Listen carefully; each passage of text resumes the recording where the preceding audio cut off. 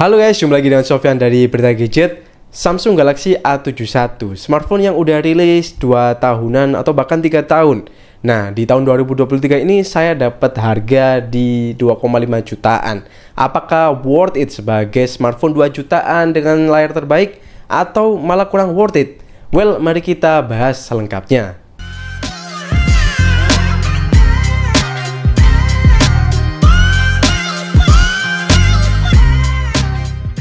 Yang pertama buat desainnya, Samsung Galaxy A71 emang kerasa udah lawas. Apalagi ketambahan dengan kondisi baret-baret ya, karena HP ini adalah HP bekas.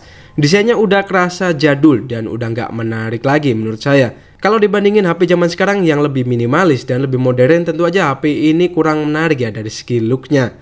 Bagian belakang ini terbuat dari bahan plastik yang punya corak seperti prisma dengan sedikit gradien kalau dimiringin. Meski desainnya udah jadul, feel pakai HP ini tetap enak di antara gemburan flat frame saat ini. Dipakai tanpa casing masih nyaman dan gak kerasa tajam. Sementara itu di bagian depan, desainnya malah terlihat lebih baik daripada A-series zaman sekarang. Bezelnya itu tipis dan kerasa mewah. Cuman buat punch hole-nya ini masih cukup gede ya bordernya. But it's okay lah, HP 3 tahun lalu.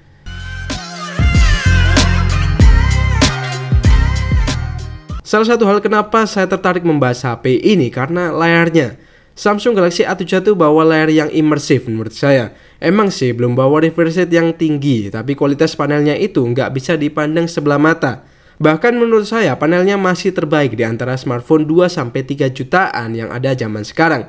Ini murni dari kualitas panelnya tanpa refresh rate tinggi. Bawa panel Super AMOLED Plus berukuran 6,7 inch dengan resolusi Full HD Plus dan perlindungan Gorilla Glass 3. Warna layar di HP ini tuh enak banget buat dipandang. Dan pengaturannya secara default itu udah ada di Vivid. Cuman kalau kalian suka natural bisa di switch juga. Layarnya juga udah mendukung Always On Display dan pengaturannya cukup lengkap. Kita bisa pakai gambar sebagai EOD-nya. Intinya layar di HP ini emang terbaik lah buat HP harga 2 jutaan.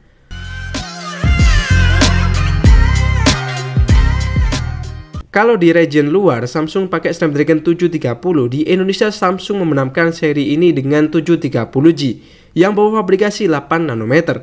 Untuk memorinya, unit yang saya review kali ini bawa RAM 8GB dan storage-nya 128GB. Dengan konfigurasi ini di Antutu V9, HP ini bisa reskor 296 ribuan.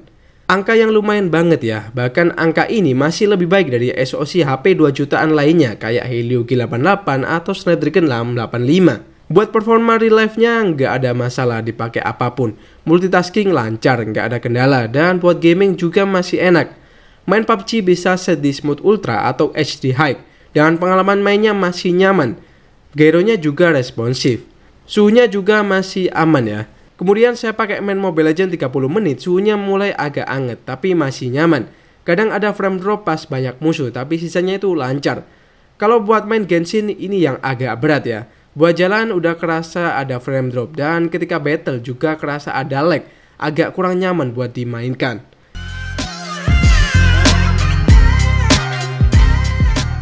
Di sektor ini kapasitas baterai Samsung Galaxy A71 masih belum sebaik smartphone 2 jutaan lainnya. Bawa baterai 4500 mAh namun dengan dukungan 25W fast charging yang udah cepet.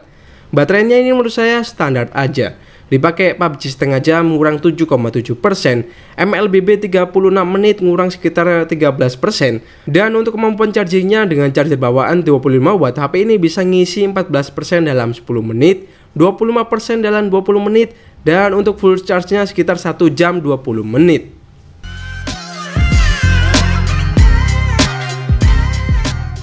Sektor kamera adalah salah satu faktor yang juga saya bikin penasaran dari HP ini. Apakah kamera HP 6 jutaan di tahun 2020 masih bisa bersaing di 2023 atau malah enggak? Ternyata masih bisa ya beberapa sektor aja, utamanya di video. Samsung Galaxy A71 bisa rekam video 4K 30fps baik di kamera depan maupun di belakang. Sesuatu yang nggak bakal ada di HP 2 jutaan atau 3 jutaan zaman sekarang. Buat konfigurasinya di belakang ada 64 megapiksel ISOCELL GW1 sebagai kamera utama, 12 megapiksel ultra wide, 5 megapiksel makro, dan 5 megapiksel depth sensor. Konfigurasi yang mewah ya buat kelas 2 jutaan.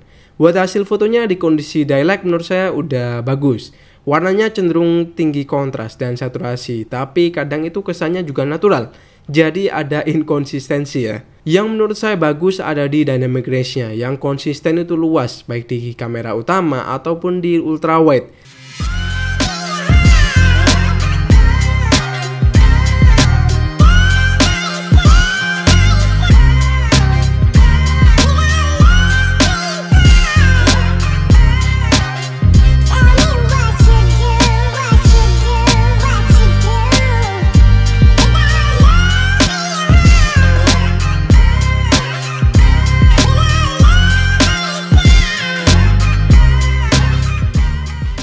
Sementara buat videonya juga udah stabil di mode Super Steady. Kalau di 4K sih masih belum stabil ya. Sementara itu ini adalah video resolusi 1080p 30 fps dengan Super Steady on. Tadi 4K nggak ada steady-nya ya, dan ini pakai Super Steady.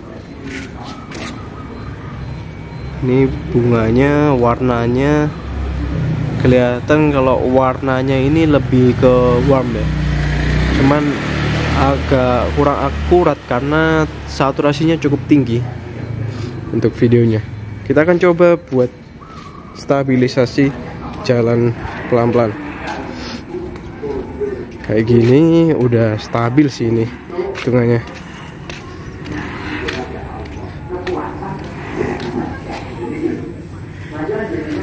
Kita akan coba buat tes stabilisasi dengan cara berlari dikit ya.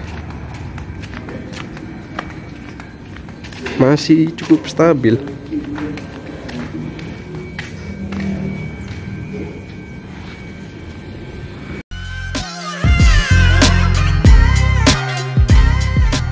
Setelah nyoba HP ini dalam beberapa hari, saya merasakan pengalaman yang unik dan beda ya dari smartphone 2 jutaan yang baru zaman sekarang. Yang pertama adalah layarnya ini enak banget buat dipandang lama-lama. Dimensinya tuh lebar dan warnanya itu vivid. Cuman sayangnya kecepatan fingerprintnya ini udah kurang oke ya. Soal fitur pelengkapnya seperti NFC juga udah ready di sini. Sementara buat pengalaman audionya juga memuaskan kalau pakai earphone, karena ada dukungan Dolby Atmos yang bantu suaranya jadi lebih enak lagi. Tapi buat speakernya saya rasa nggak ada yang spesial ya, biasa aja. Suaranya kurang keras dan karakternya juga kurang ada bassnya.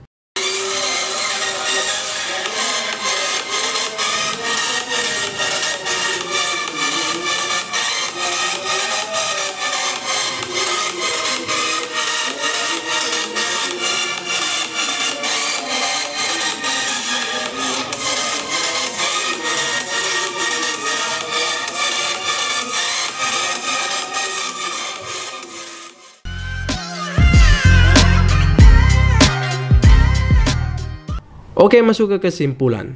Samsung Galaxy A71 ini memberikan experience yang beda ya dari HP 2 jutaan lainnya.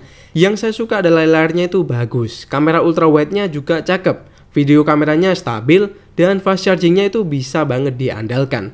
Tapi yang saya kurang suka ada di desainnya yang kerasa jadul memang. Kedua, soal fingerprint-nya yang lelet, dan paling bikin kurang nyaman ada di baterainya yang nggak sawet HP-HP zaman sekarang. Kalau kalian bukan player Genshin Impact, smartphone ini rasanya masih cocok. Namun dengan catatan main gamenya itu jarang-jarang ya. Dan kalian cuma nyari smartphone dengan layar bagus dan video stabil. Tapi kalau kalian cari smartphone buat gaming, HP ini kurang cocok ya buat kebutuhan tersebut. Apakah smartphone ini layak beli?